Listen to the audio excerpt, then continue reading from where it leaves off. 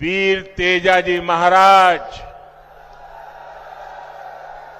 और मीराबाई की आध्यात्मिक भूमि है। ये क्षेत्र राष्ट्र गौरव पृथ्वीराज चौहान जैसे शूरवीरों की शौर्य भूमि है। मैं इस महान धरती से राजस्थान की इस महान अनगिनत विभूतियों को सर झुका करके नमन करता हूं। साथियों, आज 6 अप्रैल को ही भारतीय जनता पार्टी की स्थापना हुई थी। ये संयोग देखिए कि आज ही मुझे पुष्कर क्षेत्र में आने का सौभाग्य मिला है।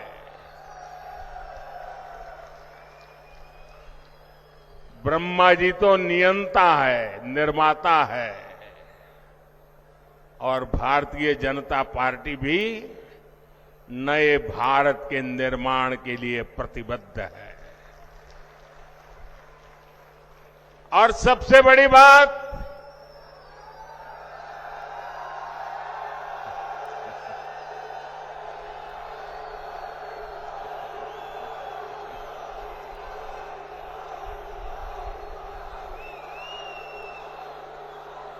हमारा ये क्षेत्र कमल से इस क्षेत्र का संबंध है और भाजपा की पहचान भी देश के कोने कोने में कमल खिलाने जा रही है।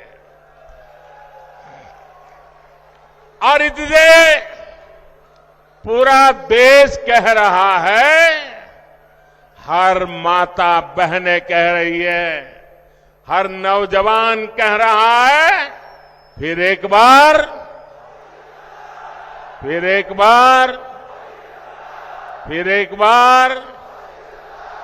4 जून 400 पार, 4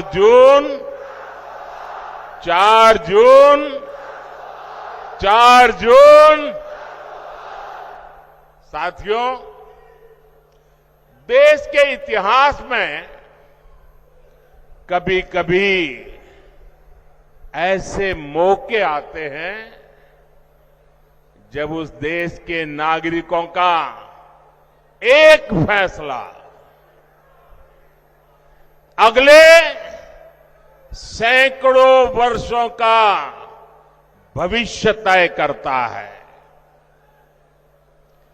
2024 का ये चुनाव ऐसा ही बड़ा अवसर है। ये कोई सामान्य चुनाव नहीं है।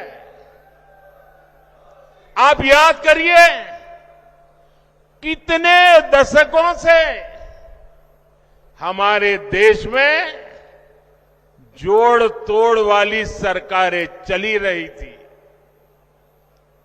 गठबंधन की मजबूरियां, हर किसी के अपने स्वार्थ, इस सब में देश का हित पीछे छूट गए थे। कांग्रेस के समय में गांव, गरीब, किसान, मजदूर, महिलाएं, युवाओं, इनका जीना मुश्किल हो गया था। हर दिन अखबारों में या तो घोटालों की खबरें छपती थी या आतंकी हमलों की खबरें आती थी। लेकिन 2014 से देश में एक बड़े बदलाव की शुरुआत हुई। दशकों बाद देश को आप सब जागरूक मतदाताओं ने पूर्ण बहुमत वाली सरकार देश को दी। आज भारत समंदर पर बड़े बड़े पुल बना रहा है।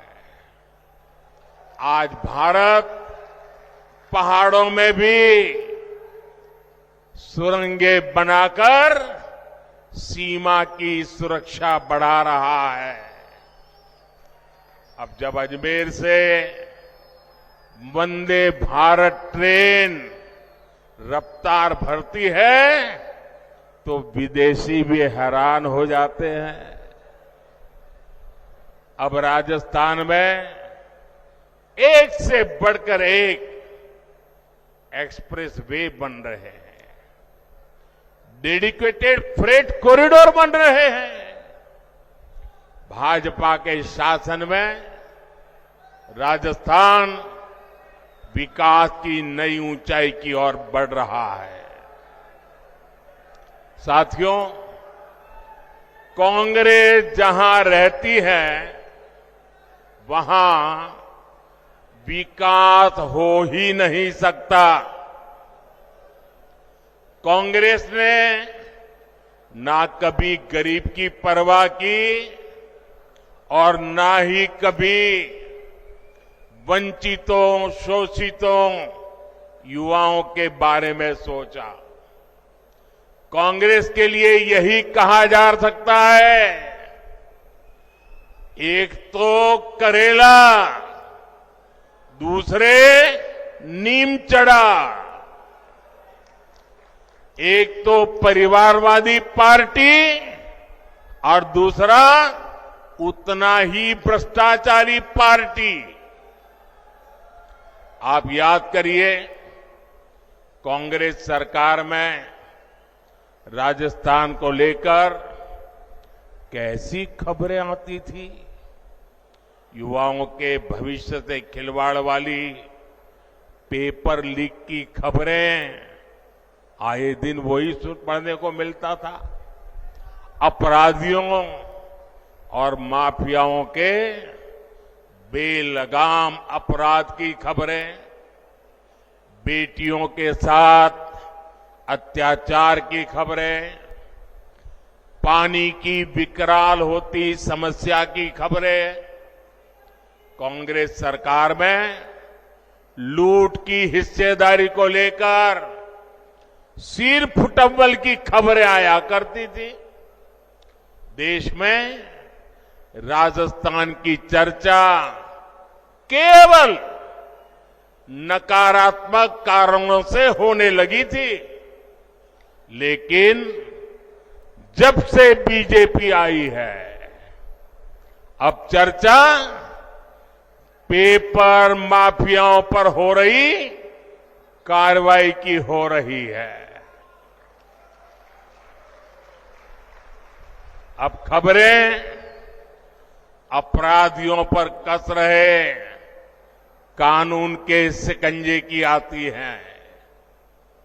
यहां भाजपा सरकार के आने के 100 दिन के भीतर ही वर्षों से लटकी ईआरसीपी पर सहमति बन गई है।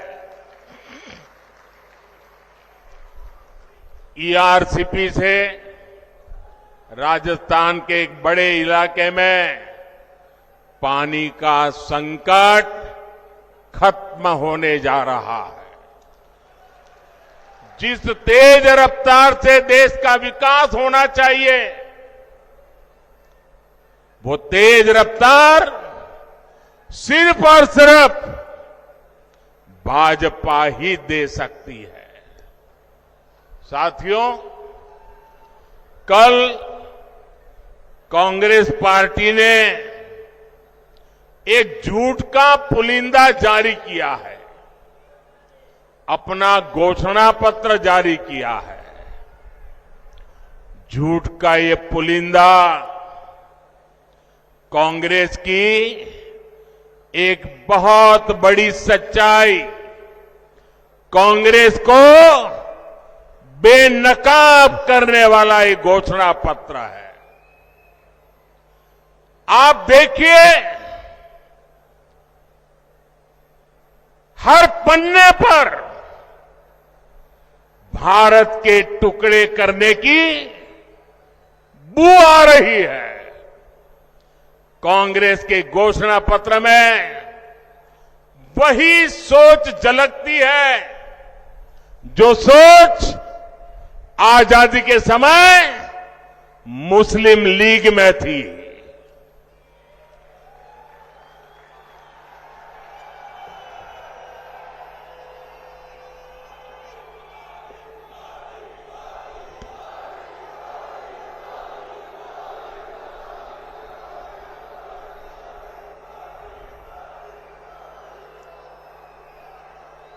मुस्लिम लीग के उस समय के विचारों को कांग्रेस आज भारत पर थोपना चाहती है।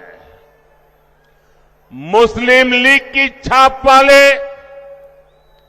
इस घोषणा पत्र में जो बचा खुचा हिस्सा था उसमें वामपंथी लेफ्टिस्ट हावी हो गए हैं।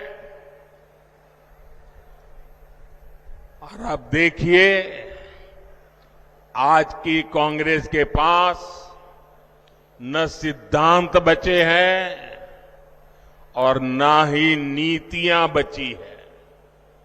ऐसा लग रहा है कांग्रेस सब कुछ ठेके पर दे चुकी है, पूरी कांग्रेस पार्टी को आउटसोर्स कर चुकी है। आप मुझे बताइए, क्या ऐसी कांग्रेस देश हित में कोई काम कर सकती है? देश हित में कोई काम कर सकती है? भाइयों बहनों, घोषणा पत्र देखोगे तो ये भारत को पिछली शताब्दी में धकेलने का एजेंडा लेकर के आए हैं। क्या हमें आगे जाना है कि नहीं जाना है? आगे जाना है कि नहीं जाना है? आगे बढ़ना है कि नहीं बढ़ना है? क्या भारत को पिछली शताब्दी में धकेलने देंगे? साथियों, गरीब और वंचित वर्ग की तरह ही कांग्रेस ने कभी नारी शक्ति की परवाह नहीं की। मेरी माताएं बहनें, आपकी ये जो जागरूकता है ना, ये कांग्रेस को उसके पिछले अनेक दशकों के पाप का जवाब मांगने के लिए तैयार हो गई है शक्ति। आजादी के बाद पीढ़ी दर पीढ़ी देश की करोड़ों बेटियों का जीवन कष्ट में बीता, तो उसके लिए जिम्मेवार कौन है? उसके लिए जिम्मेवार कौन है? इसके लिए जिम्मेवार कौन है? ऐसी कांग्रेस को सजा मिलनी चाहिए कि नहीं मिलनी चाहिए? ऐसी कांग्रेस को सजा मिलनी चाहिए कि नहीं मिलनी चाहिए? 19 अप्रैल और 26 अप्रैल कमल पे बटन दबाकर ये कांग्रेस को कड़ी सजा देने का समय आ गया है। आप सोचिए, शौचालय के अभाव में बहनों बेटियों को पीड़ा और अपमान झेलना पड़ता था। हमारी माताएं बहनें प्राकृतिक विधि के लिए या तो सूर्योदय के पहले जाना पड़ता था, या तो सूर्यास्त का इंतजार करना पड़ता था, और दिन भर मेरी माताएं बहनें पीड़ा झेलती थी। क्या ये पीड़ा उनको महसूस नहीं हुई? मैं गरीब मां का बेटा हूं।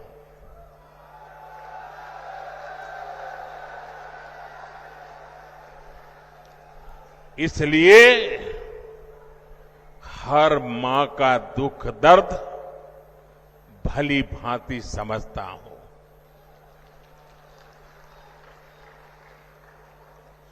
करोड़ों गरीब परिवार की बहनों को धुएं में खाना पकाना पड़ता था और जब वो धुएं में खाना पकाती है ना तो एक दिन में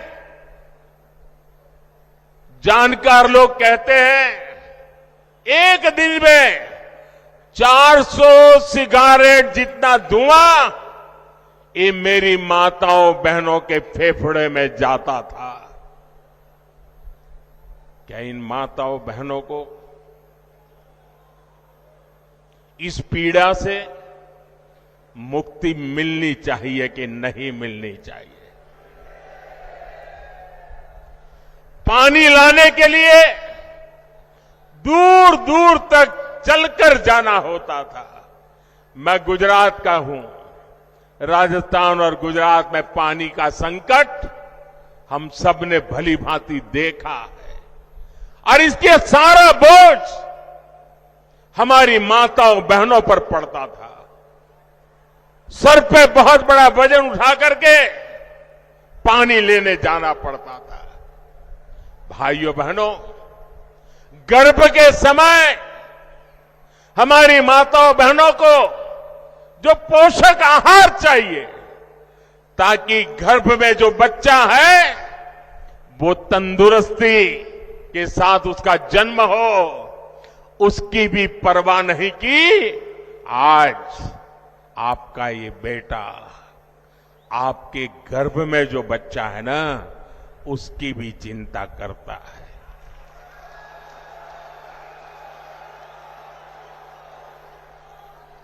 करोड़ों बहनों के पास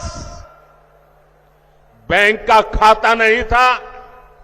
अगर कहीं से थोड़े बहुत पैसे बचा लिए तो या तो अनाज के डिब्बे में रखना पड़ता था।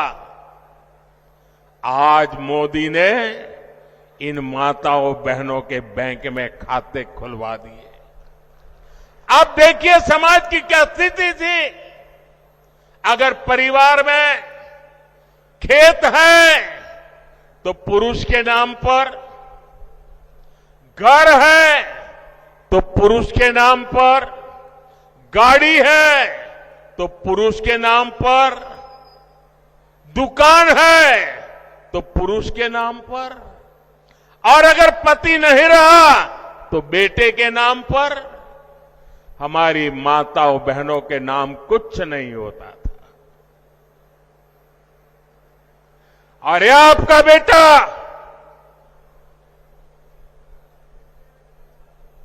मेरी माताएं बहनें, इस आपके बेटे ने तय किया कि पीएम आवास के जो मकान देंगे ना वो महिलाओं के नाम पर होंगे।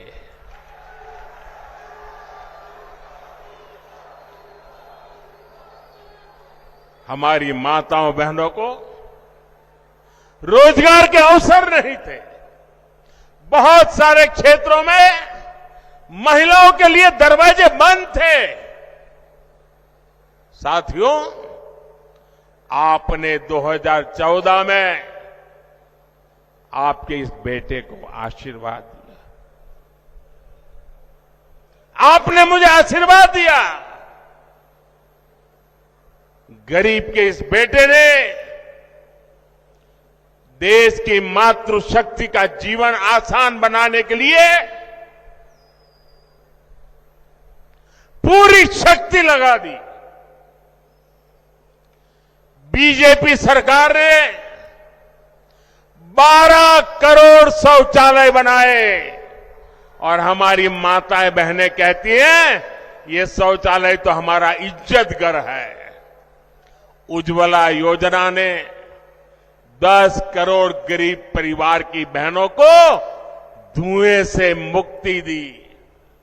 गरीबों के जो 4 करोड़ घर बने उसमें से ज्यादातर घर महिलाओं के नाम किए। 11 करोड़ परिवार की बहनों के घर पहली बार नल से जल पहुंचा है। गर्भवती महिलाओं को पोषण के लिए उनके खाते में सीधे 15,000 करोड़ रुपए भेजे हैं ताकि गर्भ में बच्चा तंदुरुस्त हो। हमने 25 करोड़ से ज्यादा बहनों के जनधन बैंक खाते खोले। मुद्रा योजना ने बिना गारंटी का ऋण पाने वाली जो कुल लोग हैं उसमें से 70% ये मेरी माताएं बहनें उसकी लाभार्थी है। हमने पिछले 10 साल में 10 करोड़ बहनों को स्वयं सहायता समूहों से जोड़ा, सेल्फ हेल्प ग्रुप से जोड़ा। हमने 1 करोड़ बहनों को लखपति दीदी बनाया है। और मेरी माताएं बहनें, आप मुझे भरपूर आशीर्वाद दीजिए। मेरा सपना है 3 करोड़ माताओं बहनों को मैं लखपति दीदी बनाना चाहता हूं। भाइयों बहनों, ये हमारा राजस्थान वीर माताओं की भूमि है। यहां गोद में जो बच्चे पलते हैं ना, तो वीर माताओं के संस्कार से वीर बच्चे पैदा होते हैं। सेना में जाइए, मेरे राजस्थान की चमक दमक, और सिर्फ वो चमक दमक वो लंबी लंबी मूछ वाले नौजवानों के कारण ऐसा नहीं, ये वीर माताओं के कारण है। ये वीर माताओं के कारण है। लेकिन बेटा तो सेना में जा सकता था, ये मेरी वीर बेटियां नहीं जा सकती थी। मोदी ने वो दरवाजे भी खोल दिए हैं। मेरी बेटियां सेना में जा रही है। मैंने सैनिक स्कूल के दरवाजे खोल दिए हैं।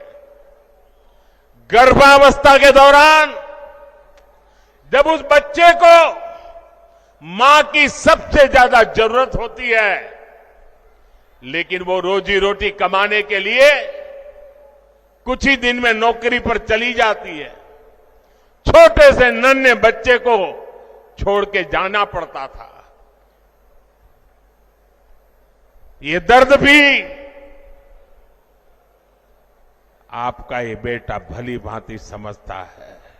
और इसलिए ऐसी बेटियां जो काम करती हैं, उनके लिए प्रसूति के बाद 26 हफ्ते की छुट्टी, यानी आधा साल 6 महीने की छुट्टी हमारी सरकार ने दी है।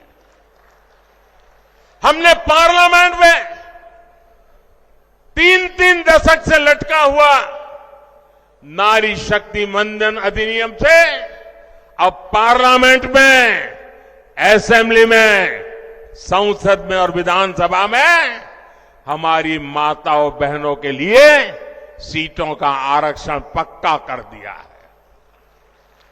ऐसी तो अनगिनत योजनाएं उसका परिणाम है कि आज भारत की नारी शक्ति के हौसले बुलंद है।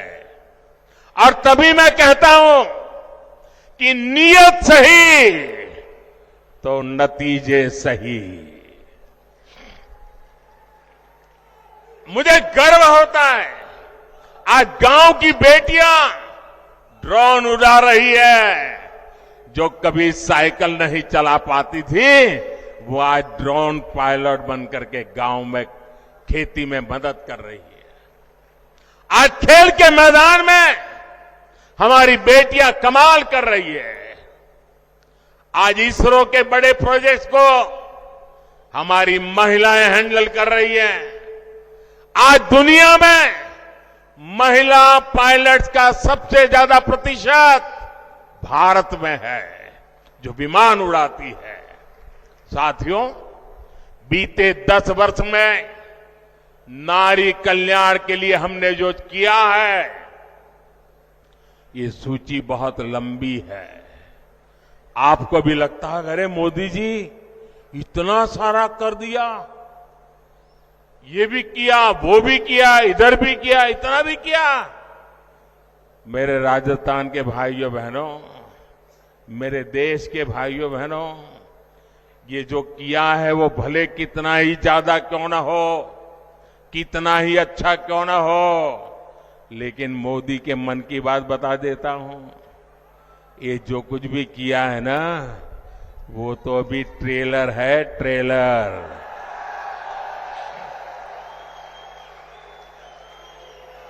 अभी तो हमें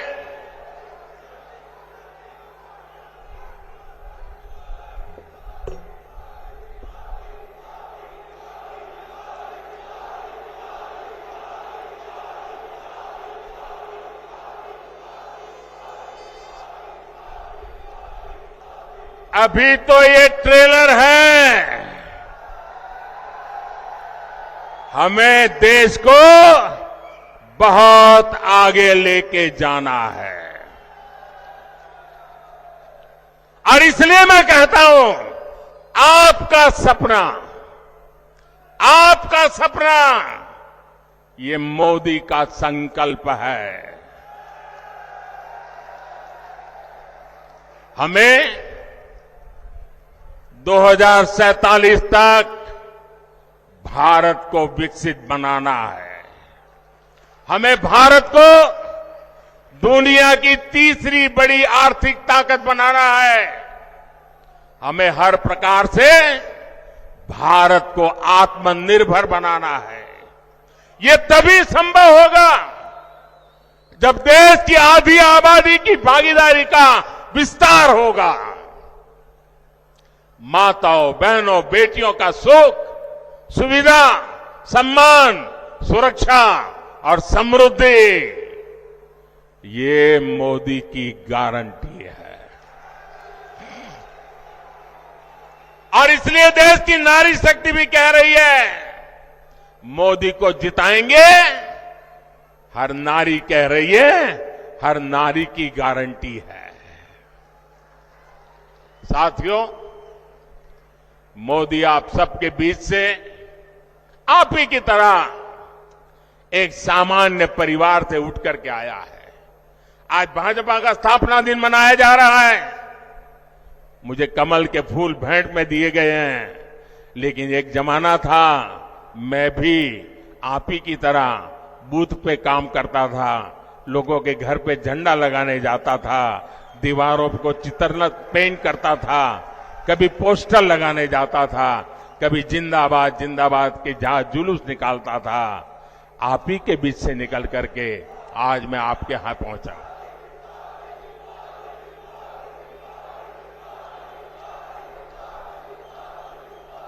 साथियों, ये जो देश के बड़े बड़े नामदार कांग्रेस और शाही परिवार के बड़े बड़े नामदार इस कामदार को गाली देते हैं, वो नामदार है, शायद गाली देना उनका वो अधिकार मानते होंगे। ये कामदार ऐसा है जो हर गाली को पचा जाता है।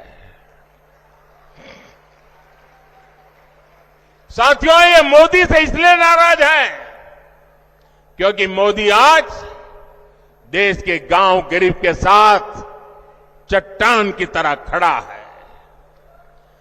जनता के पैसे को लूटना ये लोग अपना खानदानी हक समझते थे। मोदी ने पिछले 10 साल में लूट की इस बीमारी का परमानेंट इलाज कर दिया है। मोदी ने इनकी लूट की दुकान का शटर गिरा दिया है और इसलिए ये बौखलाए हुए हैं।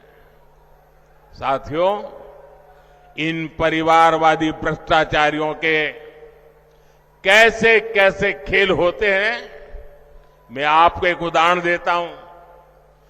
आज बीजेपी की सरकार देश के 80 करोड़ जरूरतमंदों को मुफ्त राशन देती है। अलग अलग योजनाओं का पैसा सीधा आपके खाते में आता है।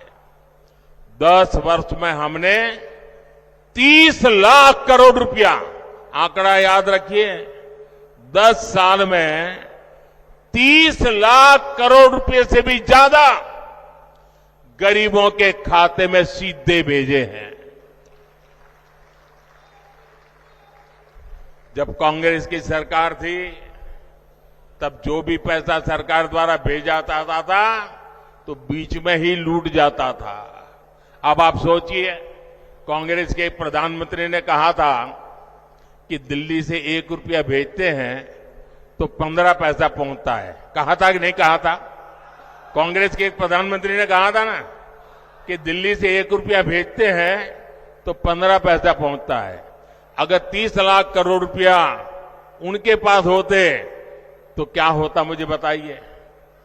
अब 1 रुपया भेजते हैं, 15 पैसा पहुंचता है, तो वो कौन सा पंजा है जो बीच में से रुपये मार लेता है? भाइयों बहनों, हमने जांच कराई तो पता चला कि कांग्रेस ने 10 करोड़ से ज्यादा ऐसे फर्जी लाभार्थी बनवा कर रखे थे जिनका कभी जन्म ही नहीं हुआ था, पैदा ही नहीं हुए, लेकिन योजनाएं उनके नाम पर चढ़ जाती थी। यानी 10 करोड़ फर्जी नामों पर आपके हक का हजारों करोड़ रुपया सीधे कांग्रेस के बिचौलिए के पास जा रहा था। मोदी ने ये खेल बंद कर दिया। मैंने जांच एजेंसियों को खुली छूट दी है। आपने देखा होगा, कांग्रेस के एक सांसद के यहां से 300 करोड़ से ज्यादा नगद, आप कल्पना कर सकते हैं जी, 300 करोड़ रुपए नगद अलमारी में ढेर के ढेर पड़े थे और पकड़े गए। टीवी पर आपने देखा होगा। आप हैरान हो जाएंगे, ये बैंक के पास नोट गिनने के जो मशीन होते हैं ना, मुझे कितनी बैंकों से लाया, लेकिन मशीन थक गए गिनते गिनते, मशीन बंद हो जाते थे, पैसे निकलते ही जा रहे थे। कांग्रेस का घमंडिया गठबंधन मोदी से परेशान है, इसलिए चिढ़ता है, गुस्सा करता है, गाली देता है। लेकिन कांग्रेस के लोग समझ ले, आप जितना कीचड़ उछालोगे ना, जितना कीचड़ उछालोगे, कमल उतना ही ज्यादा खिलने वाला है।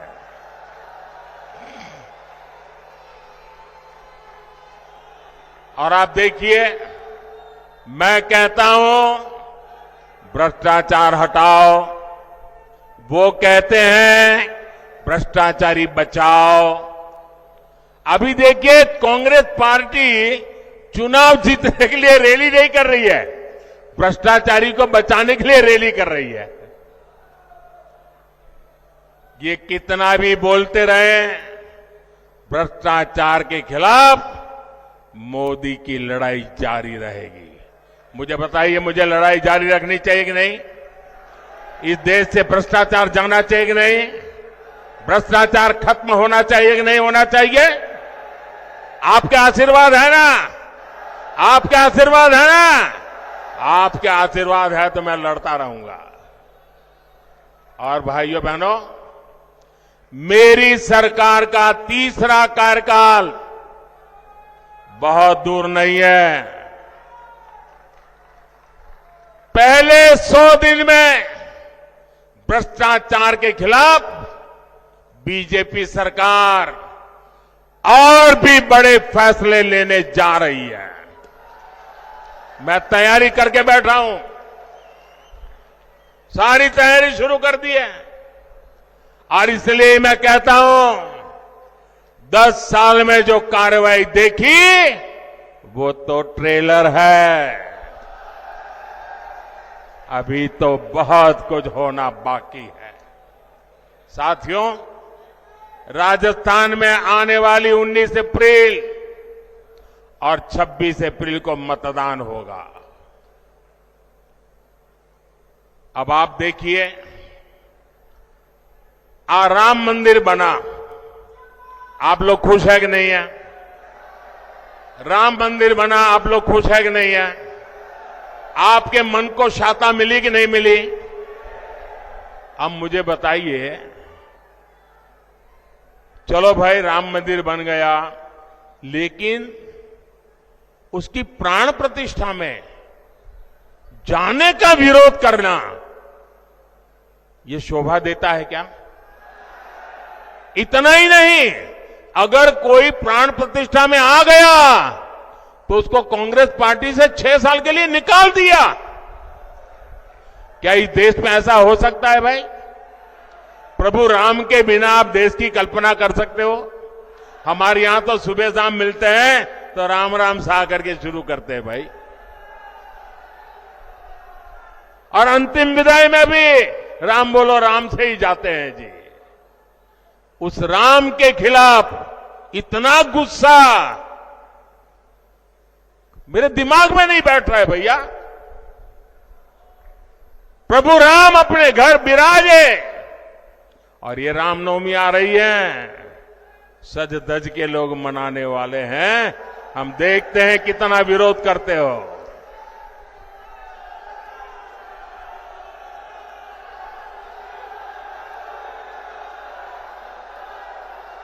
साथियों,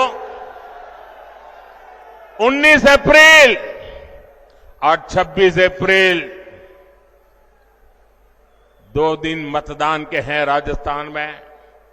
इस बार भारतीय जनता पार्टी ने अजमेर से हमारे साथी भागीरथ चौधरी जी को एक बार फिर उम्मीदवार बनाया है, और नागौर में मेरी छोटी बहन ज्योति मिर्धा जी ने जिम्मेवारी संभाली है।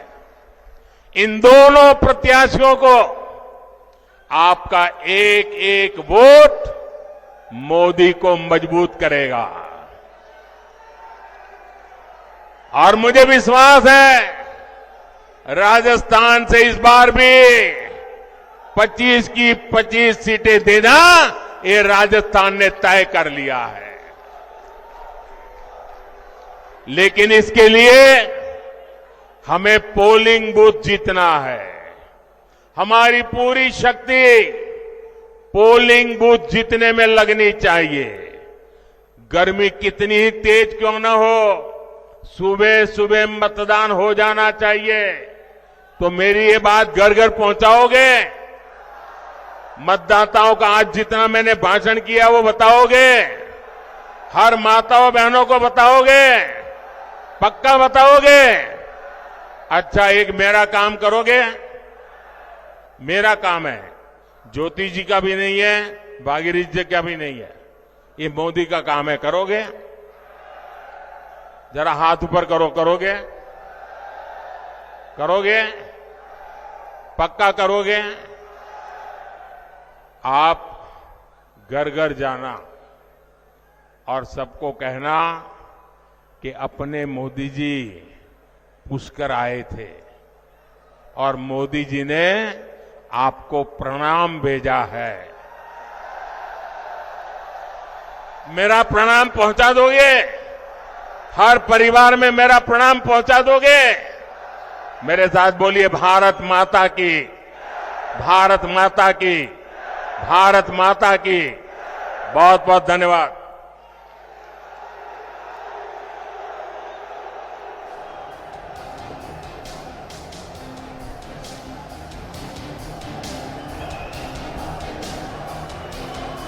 विकसित और सशक्त भारत के लिए सतत कर्म करने वाले ऐसे कर्मयोगी नरेंद्र भाई मोदी जी की गारंटी पर पूरे देश को विश्वास है।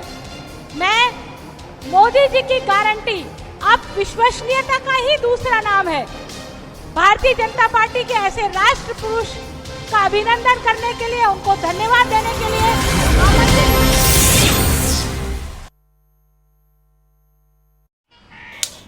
सिर्फ 10 साल में भारत को दुनिया की 5वीं सबसे बड़ी आर्थिक ताकत बना दिया है। तब कांग्रेस सरकार ने भारत की छवि कमजोर देश, भ्रष्ट देश ऐसी ही बना के रख दी थी। आज बीजेपी सरकार ने भारत की छवि मजबूत और तेजी से विकसित होते देश की बना दी है। बनी है कि नहीं बनी है? पूरी दुनिया में हिंदुस्तान का डंका बज रहा है कि नहीं बज रहा है?